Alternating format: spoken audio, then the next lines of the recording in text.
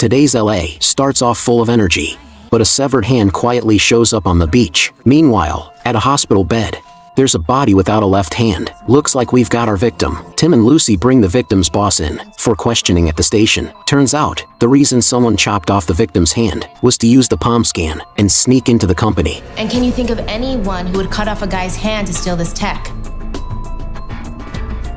Chester Frey. He's a former employee who got fired 6 months ago. Nolan head over to Chester's place. There's a creepy knocking sound in the room. It's coming from the severed arm on the table. On Chester's laptop, they find a video of him breaking into the lab. The wrist is contracting. The hand is knocking, pounding on the doors of immortality. It looks like he's trying to finish his invention with the company's secret technology. Meanwhile, Lucy's making a breakthrough. The severed arms all came from unclaimed bodies at the county morgue. Lucy and Tim arrive there. A blood-covered guard is already dead. When they move down the hall, they hear something behind a door. Tim uses his body cam and baton to check it out. They get a clear view of what's going on inside. No, the other one. Suddenly the lights go out. A strong flashlight beams straight at him. While he's blinded, Lucy crawls in fast, hits him with a taser, and takes him down. A hot girl was pushing her broken-down car. Hey, mama. That's a nice ride. Yeah. The gang flashed a weapon, trying to threaten her into giving up the car. Next second, he got escorted straight to the police station. Turns out, the girl was a cop, and today was literally her first day on the job. Snagged a carjacker like it was no big deal. Even then, her training officer wasn't about to go easy on her. Search him, Boot. The girl had no choice but to jump in, wrestling the punk herself, while the training officer stood there running his mouth, and in just a few quick moves, she had the guy pinned and handled like a pro.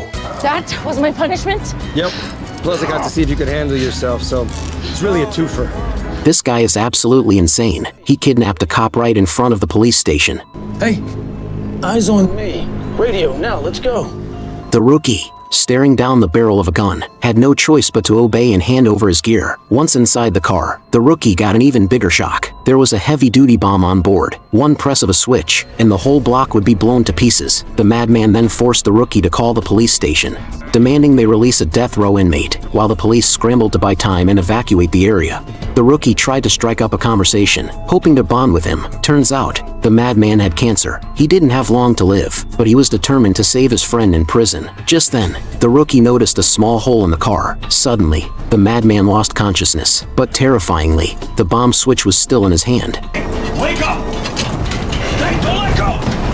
Wake up! Thankfully, the madman came to while he was groggy and taking his meds. The rookie used the hole to send out a Morse code message, alerting his team to track down the madman's real identity. The rookie finally got his handcuffs off, only to have the madman shove a gun in his face. But before things could get worse, the madman pulled a classic move, passed out again from sheer exhaustion. Lucky for the rookie, it was basically a free win. A man knocks on his neighbor's door and he says the delivery was delivered to his house by mistake. But when the woman takes the package, the man rushes in. The police arrive immediately. After entering the door, the ground was a mess. The detective cannot help but feel worried about the woman, but they are surprised by the sight. The three women have completely overpowered the man, and he is powerless to fight back. For the safety of the man, detective can only step forward to pull the man away.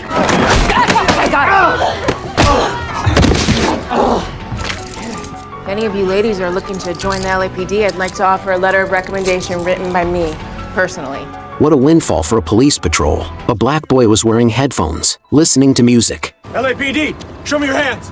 When he didn't respond, the police suddenly tackled him to the ground, confused and scared. The boy tried to explain, but he pinned him down and handcuffed him. Why are you cuffing me? Your safety and ours. My safety? His mother rushed over to stop them, followed by his father and grandmother, who came running after hearing the commotion. The cop pulled out his gun and pointed it at the entire family, even appearing ready to shoot. Just in the nick of time, another patrol officer arrived on the scene. After asking what was going on, it became clear they had the wrong person, but instead of admitting the mistake, the officer insisted on charging the family with assaulting an officer and resisting arrest. You grabbed the wrong guy. By then, people nearby had pulled out their phones and started filming, ready to live stream what was happening to the world. Under pressure, the officer finally backed down. The young man went over to his family, apologizing and asking for their forgiveness. Your grandson. You need to speak to your sergeant. Of course, ma'am. Here's my business card, in case you want to file a complaint. You betcha we do. You're trying to kill me. You gotta come. Rupert? In my office. Rupert! The cops rushed to the man's office. They ran straight into robbers walking out with hostage. Without hesitation, the robbers opened fire. The veteran cop dropped one of them with a single shot, while the others took off running. The female officer and the rookie split up. The rookie chased into an abandoned building, where the robber was arguing furiously with the hostage. The rookie tried to talk them down, stalling for time while waiting for backup. Meanwhile, outside, the female officer was locked in a brawl with another thug.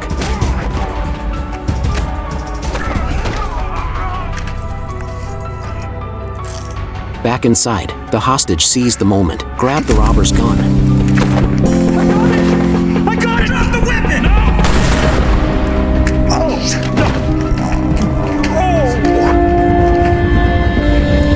Two restaurant workers walk into the kitchen. The head chef is lying on the floor. His body looks like glass. One touch and it shatters. The police arrive fast. Besides the strange body, a fancy cake is sitting on the table. Castle finds a ring inside the cake. Wolf made the cake for himself. He was planning to propose that night. But to whom? The owner says, Wolf sometimes vanishes from 3 to 5 p.m. every day. They find out he often sat in a cafe alone, staring out the window. Across the street, they spot someone familiar. It's Cecily, Wolf's father's fiancée. Kate shows her the ring. Cecily breaks down. Turns out, they fell in love, but Cecily knew Wolf wasn't ready for a marriage yet. So Wolf tried to prove himself, started changing, working harder, staying out of debt. But David found out from her phone. In a fit of rage, he killed Wolf. The police search David's house. They find Wolf's shoes, also soaked in liquid nitrogen. That's the final proof. David is arrested. A baby stroller got hit and flipped over by a car. Luckily, it was just a fake baby inside. The rookie ran up, asking the driver what the heck was going on. The dude casually said they were filming a YouTube video to farm views and make cash. That was awesome! Do it again! Woo! Meanwhile, another genius decided it was a good idea to jump into an unlocked police car and start live streaming. At that point, the rookie completely lost it, whipped out his gun, and personally escorted Mr. Livestream back to reality. The black boy was impaled by a steel rod, and the other end of the rod was pressing against another boy's neck. Outside, the school bus had already caught fire and was about to explode. The firefighters had to decide which child to save first. After examining the black boy's injuries, finding his clavicle had broken, he cried out in pain. Hey, easy, you gotta be still, okay? On the other side, the white boy was struggling to breathe and was on the verge of collapsing. The firefighters decided to save him first, so they started pulling on the steel rod. Stop!